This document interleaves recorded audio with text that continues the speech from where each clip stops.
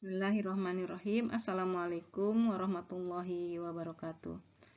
Yang terhormat Bapak Profesor Dr. Muhyiddin Shah MID, yang saya hormati Bapak Dr. Asep Nursobah MPD, teman-teman mahasiswa program doktoral Prodi Pendidikan Islam, konsentrasi Manajemen Pendidikan Islam UIN Sunan Gunung Jati Bandung yang saya banggakan.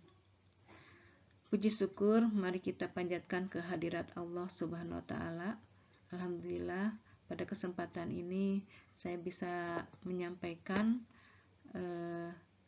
proposal penelitian disertasi saya yang mengambil judul Manajemen Bimbingan dan Konseling di Sekolah Boarding sebagai studi deskriptif analitik di SMA Darut Tauhid Putri dan SMA Aisyah Kota Bandung.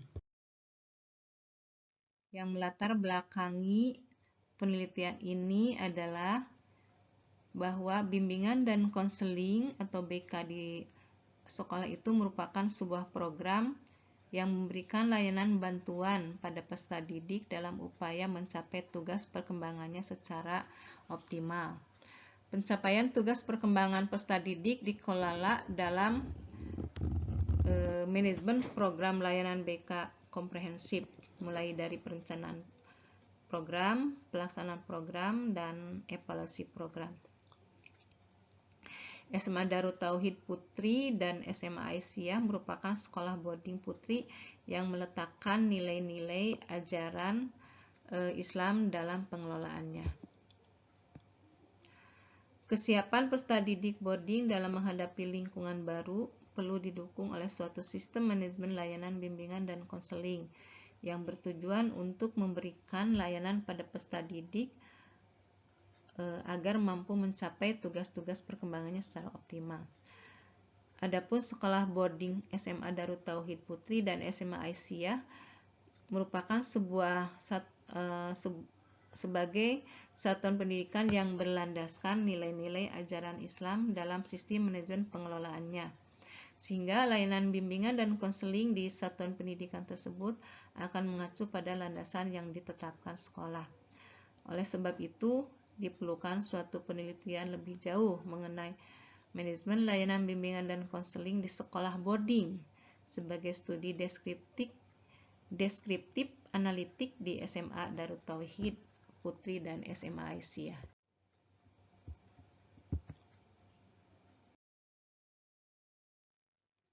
Adapun rumusan masalah dalam penelitian ini adalah bahwa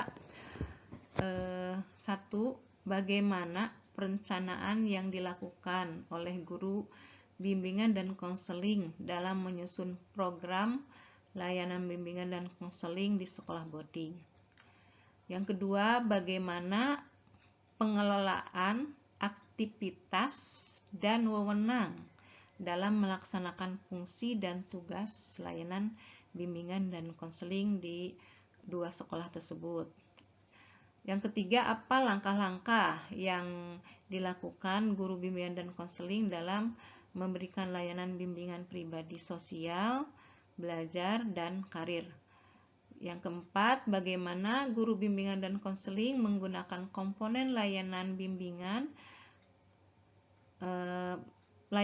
dan konseling komprehensif di sekolah boarding.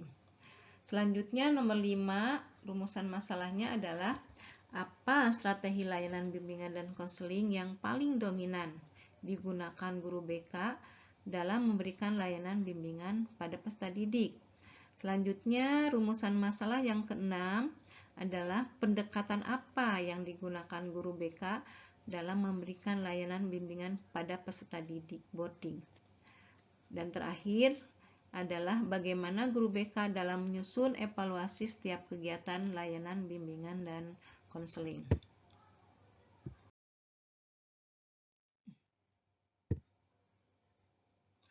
Adapun tujuan penelitian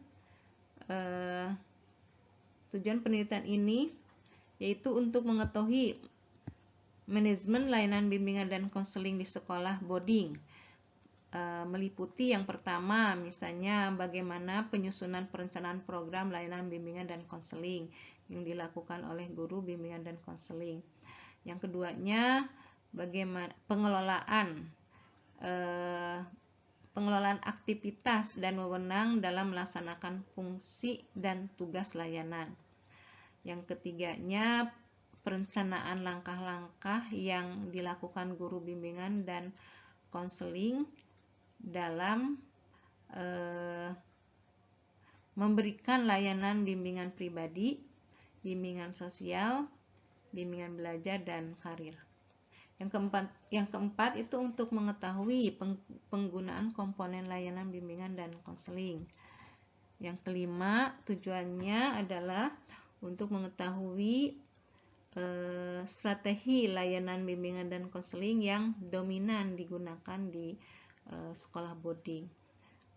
Selanjutnya, nomor 6, tujuan penelitiannya itu untuk mengetahui manajemen layanan bimbingan dan konseling dalam pendekatan layanan bimbingan dan konseling yang digunakan dalam melayani peserta didik. Dan terakhir, tujuan penelitian ini adalah untuk mengetahui manajemen penyusunan evaluasi kegiatan layanan bimbingan dan konseling.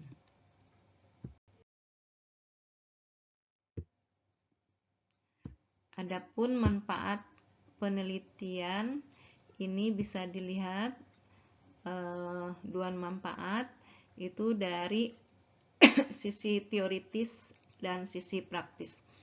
Dari sisi teoritis, diharapkan penelitian ini dapat mengembangkan hasanah keilmuan berkaitan dengan manajemen program layanan bimbingan dan konseling di sekolah boarding SMA Darut Tauhid Putri dan SMA Aisyah Kota Bandung. Selanjutnya yang kedua, manfaat teoritisnya itu sebagai bahan referensi bagi peneliti lainnya yang memerlukan pemahaman tentang manajemen program layanan bimbingan dan konseling di sekolah boarding SMA Darut Tauhid Putri dan SMA Aisyah. Adapun manfaat praktisnya bagi pengelola sekolah boarding sebagai acuan dalam membuat kebijakan dan mengambil keputusan tentang posisi bimbingan dan konseling sebagai bagian dalam sebuah sistem pengelolaan di satuan pendidikan. Yang keduanya, manfaat praktisnya adalah bagi guru bimbingan dan konseling, hasil penelitian dapat dijadikan dasar untuk peningkatan kompetensinya dalam manajemen program layanan bimbingan dan konseling di sekolah boarding yang berlandaskan nilai-nilai ajaran Islam.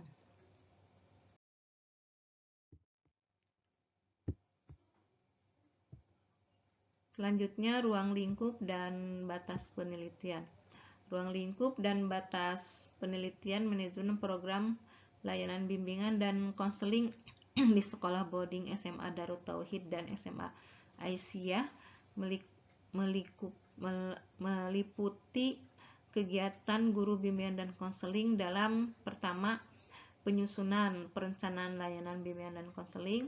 Yang kedua, pengelolaan aktivitas dan wewenang dalam melaksanakan fungsi dan tujuan layanan. Yang ketiganya, merencanakan langkah-langkah bimbingan pribadi, sosial, belajar, dan karir. Yang keempat, penggunaan komponen layanan bimbingan dan konseling komprehensif. Yang kelima, batasannya bagaimana penggunaan strategi layanan bimbingan dan konseling yang paling dominan digunakan di dua sekolah itu. Yang keenam itu pendekatan dalam memberikan layanan bimbingan dan konseling. Yang terakhir adalah penyusunan evaluasi dalam setiap kegiatan layanan bimbingan dan konseling. Kerangka berpikir dalam penelitian ini bahwa manajemen program layanan dan bimbingan konseling di sekolah boarding yang berlandaskan nilai-nilai ajaran Islam akan mengantarkan peserta didik melaksanakan tugas-tugas perkembangan sesuai dengan nilai-nilai ajaran Islam. Ketercapaian perkembangan secara optimal yang dilandasi nilai-nilai ajaran Islam mengantarkan peserta didik menjadi individu yang bermanfaat bagi diri, lingkungan, individu yang menyadari bahwa segala perbuatannya semata-mata untuk beribadah. Berkaitan dengan individu yang bermanfaat, Rasulullah Shallallahu Alaihi Wasallam bersabda, "Khairun nas ampa'uhum linnas", bahwa sebaik-baiknya manusia adalah yang paling bermanfaat bagi orang lain. Hadis riwayat Ahmad At-Tabrani. Selanjutnya berkaitan dan kesadaran bahwa segala perbuatan berujung pada ibadah terdapat pada Quran surat Az-Zariyat ayat 56 yang berbunyi, Bismillahirrahmanirrahim, wa ma khalaqtul jinna wal insa illa liya'budun, dan aku tidak menciptakan jin dan manusia melainkan agar mereka beribadah kepadaku. Baik, metodologi penelitian menggunakan pendekatan kualitatif. Pendekatan ini adalah lebih menekankan pada proses dan makna yang tidak dikaji secara ketat atau belum diukur. Di samping itu, penelitian kualitatif menekankan pada sifat realita yang terbangun secara sosial. Adapun metode yang digunakan adalah metode deskriptif analitik, merupakan sebuah metode yang menekankan pada pengamatan proses, makna, pemahaman yang diperoleh melalui kata atau gambar secara mendalam dari pelaku dan perilaku yang diamati melalui teknik pengumpulan data, observasi, wawancara, studi dokumen untuk dideskripsikan dan selanjutnya dirangkum. Adapun jenis dan sumber data, jenis data yang digunakan itu adalah data kualitatif dan kuantitatif. Kualitatif itu data yang berbentuk kata, kalimat, gerak tubuh pada saat wawancara, ekspresi wajah, bagan, gambar, dan foto.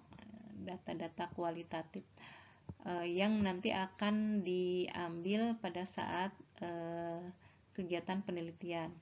Adapun data kuantitatif itu data yang berbentuk angka atau data kualitatif yang diangkakan atau scoring.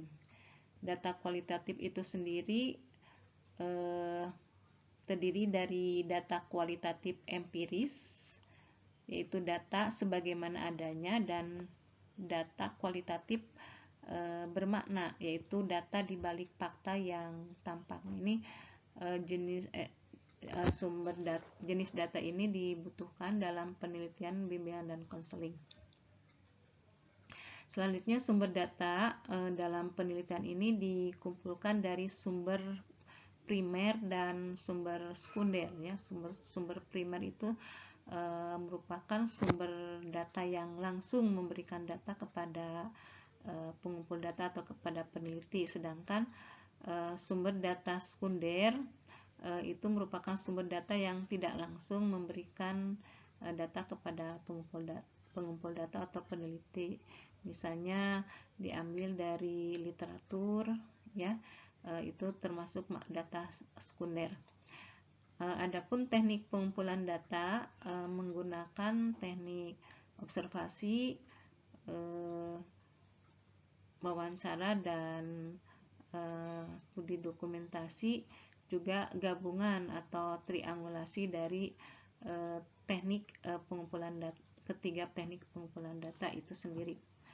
Observasi dilakukan itu pada semua langkah, mulai dari penyusunan program, lalu penyusunan organisasi atau tugas dan fungsi wewenang guru BK, actionnya atau pelaksanaan layanan bimbingannya, juga pada saat melakukan evaluasi hasil layanan. Begitupun pada wawancara. Wawancara itu untuk melengkapi hasil observasi dalam bentuk pengambilan data secara mendalam. Itu dilakukan kepada orang-orang atau pihak-pihak yang terlibat langsung ataupun yang tidak terlibat langsung dalam layanan bimbingan dan konseling. Studi dokumentasi itu dilakukan yang berkaitan dengan dokumen-dokumen layanan, misalnya dalam program perencanaan, program layanan bimbingan dan konseling atau RPL, juga dalam dokumen evaluasi layanan bimbingan dan konseling. Selanjutnya, teknik analisis data ini adalah metodologi penelitian yang terakhir. Teknik analisis data ini meliputi reduksi data. Ini dilakukan setelah setelah terkumpulnya data-data. Reduksi data itu merupakan aktivitas merangkum, memilah hal-hal pokok, fokus pada hal-hal yang penting. Ini data-data dirangkum, dipilah hal-hal yang pentingnya, terus dicari tema atau polanya, sehingga data yang telah direduksi akan memberikan gambaran yang jelas sesuai dengan tujuan dari penelitian ini, sehingga mempermudah peneliti untuk mengumpulkan data. Selanjutnya mencari jika ada data yang diperlukan lagi, maka akan dilakukan penggalian data lebih dalam lagi. Langkah selanjutnya setelah reduksi data itu dilakukan penyajian data atau data display, sehingga data-data itu terorganisir, tersusun dalam pola hubungan, sehingga mempermudah dalam memahami apa yang terjadi serta dapat merencanakan kerja selanjutnya. Yang terakhir, analisis data ini melakukan verifikasi data atau conclusion drawing, ya, yaitu kesimpulan dan verifikasi dari penelitian ini.